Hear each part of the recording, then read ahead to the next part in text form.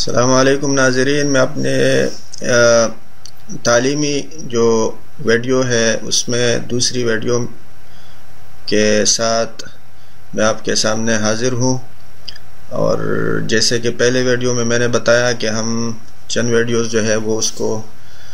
میں یوٹیوب پہ ڈالوں گا، جس میں تعلیم اور تعلم کے سلسلے میں اور اسکول وغیرہ کے اسکول کو کس طرح ہم چلا سکتے ہیں، اسکول بزنس کو، اور یہ ہے کہ ہم اپنے اپنے علاقے میں تعلیم میں کس طرح کنٹریبیوٹ کر سکتے ہیں، تو وہ آئیڈیاز وہ میں آپ کے ساتھ شیئر کروں گا۔ لیکن اس میں نے بتایا پاکستان کے لحاظ سے کہ پاکستان میں تعلیم کی شرح جو ہے وہ کم ہے، تو پاکستان کا میں نے اس لیے نام لیا، بعض جو حضرات پاکستان سے نہیں ہے اور وہ اردو سمجھتے ہیں، جیسے بنگلہ دیش سے ہیں یا انڈیا سے ہیں یا افغانستان سے ہیں، تو وہ سمجھتے ہوں گے کہ یہ جو ویڈیو ہے یا یہ جو بات ہو رہی ہے یہ صرف پاکستان کے لحاظ سے ہو رہی ہے۔ تو اس میں تھوڑا سا وضاحت اس ویڈیو میں کرنا چاہتا ہوں کہ یہ جو ہم بات کر رہے ہیں یہ پوری دنیا میں جہاں بھی مسلمان اس کو اپنے گاؤں میں اپنے شہروں میں اپلائی کر سکتے ہیں، تو وہ اپلائی کرے، کوئی ایسی بات نہیں ہے۔ چونکہ ہم پاکستان سے ہیں اس لیے پاکستان کا نام جو ہے وہ لیتے ہیں اور وہ فوراً ذہن میں آ جاتا ہے، لیکن اگر جو مسلمان اردو سمجھتے ہیں وہ چاہے کہیں بھی ہو، جیسے بنگلہ دیش کے مسلمان ہیں وہ ہمارے بھائی ہیں، چاہے وہ ڈھاکہ میں ہے، چاہے وہ سلہٹ میں ہے، چاہے وہ چٹاگان میں ہے، تو وہ اگر اردو سمجھتے ہیں اور میری کوئی آئیڈیا ان کو پسند آتی ہے، بنگلہ دیش میں بھی بہت زیادہ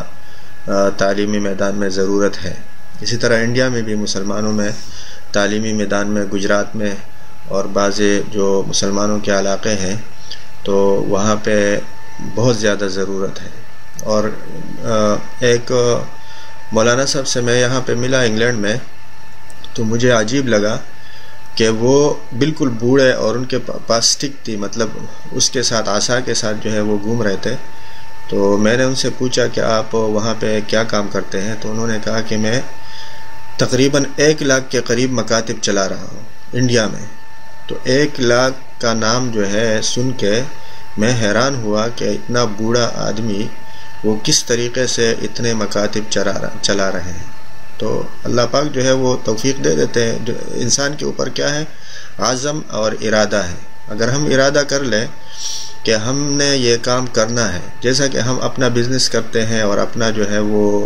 اپنا کوئی کاروبار کرتے ہیں اور اس کے لیے ہم ٹائم دیتے ہیں،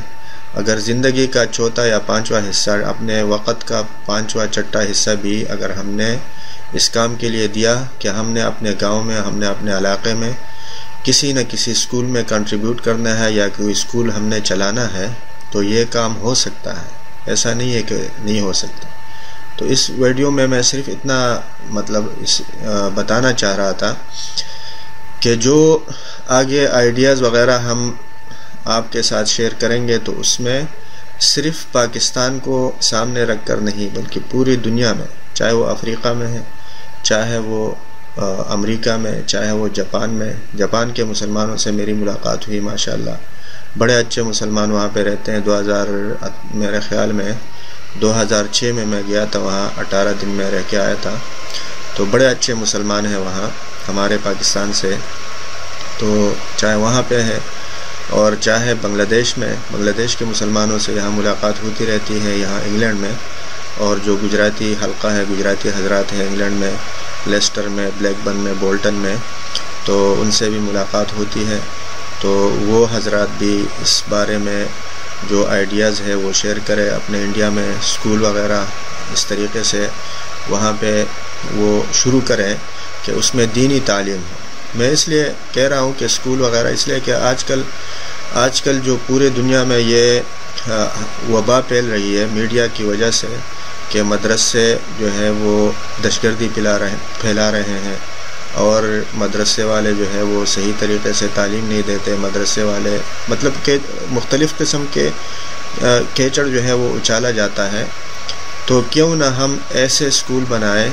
اور ایسا سسٹم جو ہے اپنے گاؤں میں، اپنے محلے میں، اپنے علاقے میں ہم اس کو رواج دیں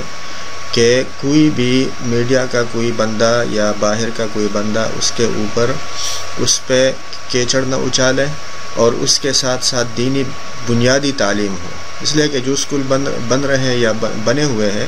اس میں ٹھیک ہے انگلش تعلیم تو ہے، لیکن بنیادی تعلیم، اس لیے کہ مسلمان بچے کے لیے یہ ضروری ہے چاہے وہ ڈاکٹر بنے، چاہے وہ انجینئر بنے، چاہے وہ وکیل بنے، لیکن اس کے لیے ضروری، سب سے ضروری وہ یہ ہے کہ اس کو دین میں بنیادی تعلیم جو ہے وہ کم از کم اس کو ہم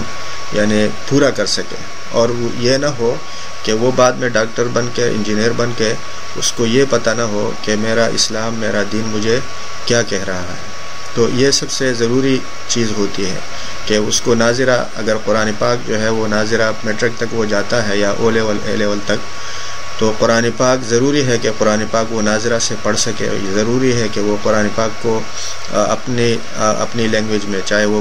بنگالی لینگویج ہو، چاہے وہ گجراتی لینگویج ہو، چاہے وہ اردو ہو، چاہے وہ اور کوئی